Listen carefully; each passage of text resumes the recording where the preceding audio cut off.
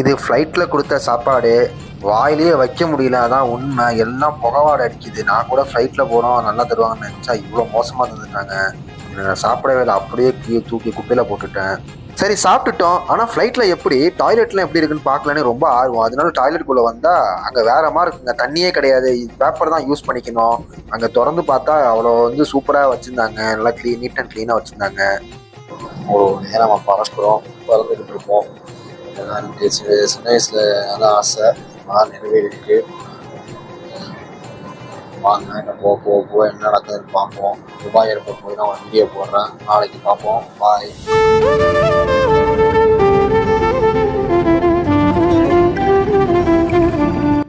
அடடா என்ன வியூங்க. நம்ம ஃப்ளைட் விடியகால 4 மணிக்கு எடுத்ததுனால நம்ம டேக்கான முறை எடுக்க முடியல. அதனால இப்போ இருக்கிறோம். எவ்வளோ பெரிய வியூ வழியாக நம்ம அப்படி வந்துட்டோம். நல்ல தூக்கம், நல்ல சாப்பாடு. ஒரு படம் வந்துச்சு, ஒரு 4 படம் இருந்தது, ரகு தாத்தா அந்த மாதிரி படத்தெல்லாம் பார்த்தோம். பாப்புக்காய் வந்துட்டோம்.